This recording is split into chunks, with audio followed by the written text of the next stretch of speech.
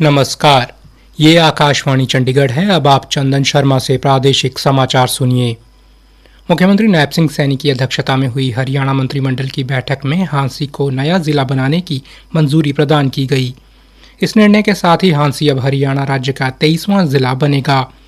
विकास एवं पंचायत मंत्री कृष्ण लाल पंवार की अध्यक्षता में गठित राज्य पुनर्गठन समिति ने 9 दिसंबर 2025 को आयोजित अपनी बैठक में जिला हांसी को गठन की सिफारिश की गई थी, जिसे मुख्यमंत्री ने मंजूर कर लिया। प्रस्तावित जिला हांसी में हांसी और नारनौंद विधानसभा क्षेत्रों के कुल 110 गांव शामिल किए जाएंगे, जो वर्तमान में हिसार जिले का हिस्सा हैं। नए जिले में हांसी और नारनौंद 2 उपमंडल होंगे, जिन्हें हिसार जिले से पृथक किया जाएगा। इसके अतिरिक्त प्रस्तावित जिले में हांसी, नारनौंद और बास 3 तहसीलें तथा 1 उप तहसील खेड़ी जाब शामिल होगी। जिले में 3 हांसी 1, हांसी 2 और नारनौंद 3 खंड होंगे। जिला हांसी का कुल भौगोलिक क्षेत्रफल लगभग 1,34,976 हेक्टेयर होगा तथा इसकी अनुमानित जनसंख्या लगभग 5,40,994 होगी। जिला हांसी के गठन के साथ ही हरियाणा में जिलों की कुल संख्या बढ़कर 23 हो गई है। हरियाणा विधानसभा का 4 दिवसीय शीतकालीन सत्र आज से शुरू हो गया। मुख्यमंत्री नैब सिंह सैनी ने सदन में शोक प्रस्ताव पेश किया और पिछले सत्र स्वीकार अब तक देहवासन कर गई शख्सियतों को श्रद्धांजलि दी गई। शोक प्रस्ताव सर्वसम्मति से पास हो गया। मुख्यमंत्री नैब सिंह सैनी ने सदन में कहा कि पर्याप्त पेयजल देना सरकार की जिम्मेदारी है। सरकार रोहतक में जल आपूर्ति सुदृढ़ करने के लिए ठोस कदम उठा रही है। उन्होंने रोहतक शहर में पर्याप्त पेयजल आपूर्ति के संबंध में पूछे गए एक प्रश्न के उत्तर में ये जानकारी दी। उन्होंने कहा कि जलाशय निर्माण के संबंध में नगर निगम रोहतक की 16 एकड़ भूमि है, जिसके संबंधित विभाग को स्थानांतरित करने का प्रस्ताव है। इसके अलावा सोनीपत सड़क पर एक पंप खराब है, उसकी क्षमता बढ़ाने और दुरुस्त कराने का काम हो रहा है। केंद्रीय सड़क और परिवहन मंत्री नितिन गडकरी ने आज से देश में सड़क हादसों पर गंभीर चिंता व्यक्त करते हुए सांसदों से अपने निर्वाचन क्षेत्रों में जागरूकता फैलाने को कहा। लोकसभा में प्रश्नकाल के दौरान केंद्रीय मंत्री ने कहा कि देश में प्रतिवर्ष 5 लाख एकड़ सड़क दुर्घटनाएं होती हैं, जिनमें औसतन 18 लोगों की मौत होती है। उन्होंने बताया कि इनमें से 66% मृत्यु 18 से 34 वर्ष के युवाओं की होती है।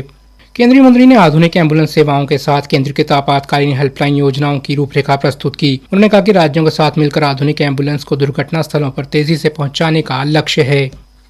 जींद के ऐतिहासिक गांव पांडुपिटारा में अतिरिक्त उपायुक्त विवेक आर्य ने कल हरियाणा की पहली एआई आधारित आंगनवाड़ी का शुभारंभ किया। अतिरिक्त उपायुक्त ने कहा कि ये आंगनवाड़ी 3 से 6 वर्ष के बच्चों की पढ़ाई और स्वास्थ्य को बेहतर बनाने के उद्देश्य से शुरू की गई है। ये राज्य में इस तरह का पहला केंद्र है जहां आधुनिक तकनीक की मदद से बच्चों को सीखने और सेहत पर विशेष ध्यान दिया जाएगा। श्री विवेक आर्य ने बताया कि आंगनवाड़ी में VR सेट उपलब्ध करवाए गए हैं। ये सेट बच्चों के संज्ञानात्मक विकास में बहुत सहायक होंगे। इस डिवाइस का सही उपयोग बच्चों को सीखने की क्षमता बढ़ाएगा। इससे आंगनवाड़ी के बच्चों का विकास प्राइवेट स्कूलों के बच्चों से भी बेहतर हो सकता है। उन्होंने कहा कि इन डिवाइस के माध्यम से बच्चों को हर भाषा में सिखाया जा सकता है। श्री विवेक आर्य ने बताया कि इसके अलावा AI तकनीक के माध्यम से बच्चों की उपस्थिति, पढ़ाई की प्रगति और स्वास्थ्य से जुड़ी जानकारी को डिजिटल रूप से दर्ज किया जाएगा।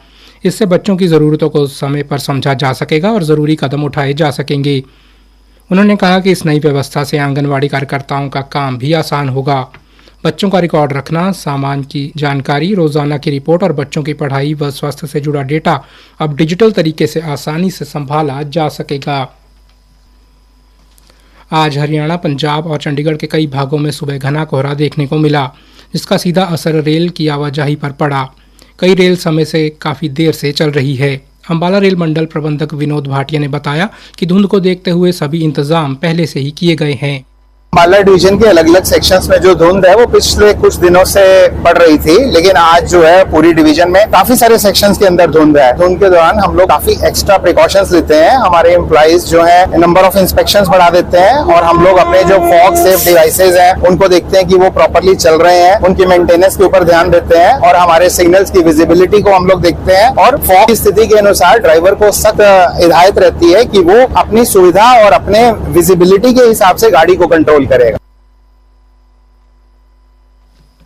इसी के साथ प्रादेशिक समाचार समाप्त हुए।